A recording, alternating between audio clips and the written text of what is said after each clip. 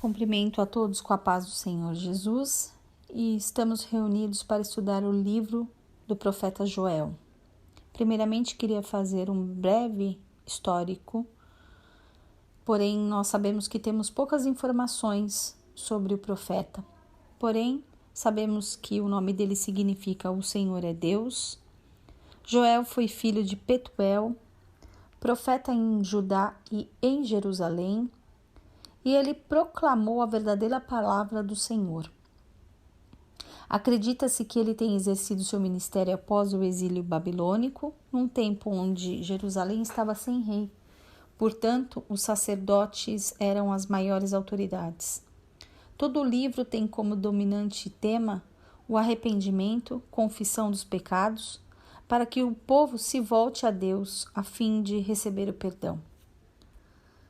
Então, estudaremos hoje o capítulo 1, que trata da seca, pragas e o chamamento. Em resumo dessa passagem, o profeta Joel recebeu a palavra do Senhor e fez um chamamento aos idosos, aos velhos, aos netos, aos filhos, às virgens, ou seja, a todo o povo, pois eles estavam sendo assolados por uma grande praga de insetos que devastou, devorou, enfim, comeu todo tipo de plantação e cultivo. Esse exército de insetos arruinou por completo os campos e deixou destruição e fome. Sendo assim, diante de tamanha calamidade, Joel convoca toda a nação, todo o povo, para jejuar e orar, arrependendo-se de todos os seus pecados. Pois aquele dia... Esta expressão, utilizada no versículo 5 do presente estudo, nos alerta, porque aquele dia do Senhor está perto e virá como uma assolação do Todo-Poderoso. Todos estão sofrendo. Até o gado geme, a alegria acabou, o culto encerrou, mas o profeta clamou. A Deus, pois os campos o fogo devorou, a floresta e os animais a ti também clamam. E a água secou e o deserto chegou. Em interpretação dessa passagem, temos o povo de Deus numa situação nunca vivida anteriormente, de tamanha calamidade, sendo consumido pelo devorador, cortador, migrador, destruidor, 4 tipos de gafanhotos, ou seja, 4 pragas é sugerido no texto. E o profeta os descreve como um exército terrível que trouxe sofrimento e lamentação. Então, Joel convoca o povo ao arrependimento, conforme lemos no versículo 5. Acordem, bêbados e chorem, lamentem-se, todos vocês, bebedores de vinho. Porém, não só dormem os ébrios, despertai você que dorme do sono do pecado, você que vive despreocupadamente, e aos que ministram ao povo que tenham forças, conforme lemos no versículo 13, que nos diz: erguei-vos, pastores e assembleia, humilhai-vos perante o Senhor, o nosso Deus, para um clamor coletivo, a fim de que sejamos fortalecidos para a batalha final. Pois ainda, em bem pouco tempo, aquele que há de vir virá e não tardará, conforme podemos ler em Hebreus, no seu capítulo 10, versículo 37.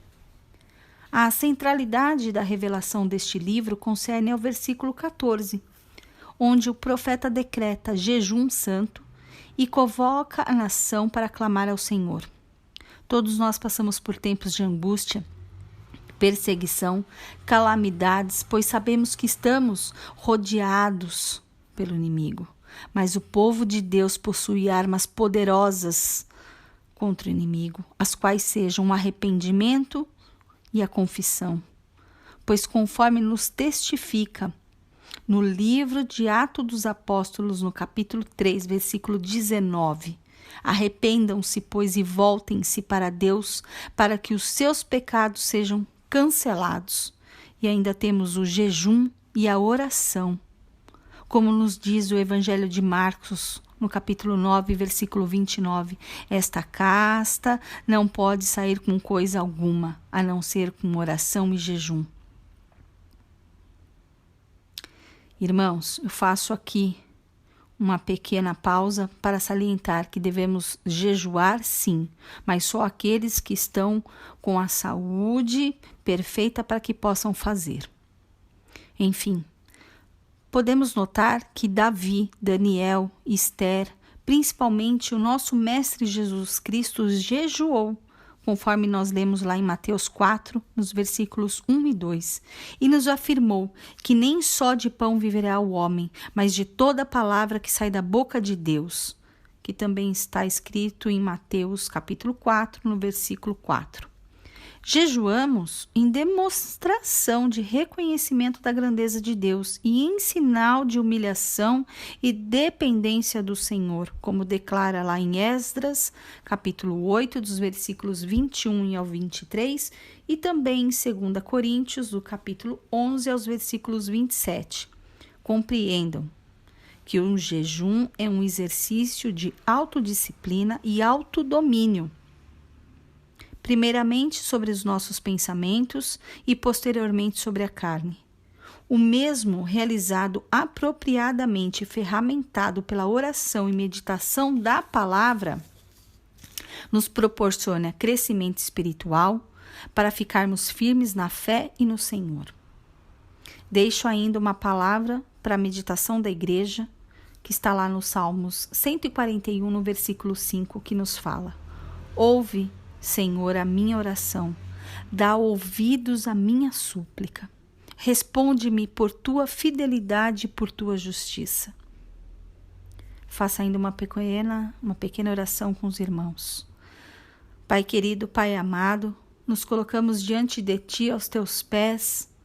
Por Seu grande amor, clamamos por Sua poderosa mão para derrotar todo mal e dar, Pai, a nós a condição de suportarmos, Senhor, tudo aquilo que nos aflige.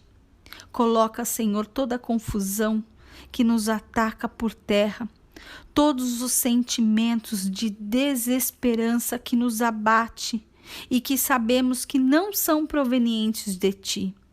Senhor, perdoa os nossos atos, palavras, intenções e omissões. Coloca temor nos nossos corações. Senhor, a Ti eu clamo por Sua misericórdia e justiça. Coloca por terra todo devorador, todo cortador que assola as nossas almas. Nos livras de todos os pecados, de toda ganância, de todo mal. E dai-nos um lugar seguro. Em Teus braços, ó Senhor, é o lugar que nós encontramos paz, a paz que o mundo desconhece. Eu entrego todos os nossos caminhos nas Tuas mãos, sabendo que o Senhor tudo o fará. Assim eu oro em nome de Jesus Cristo. Amém. E graças a Deus.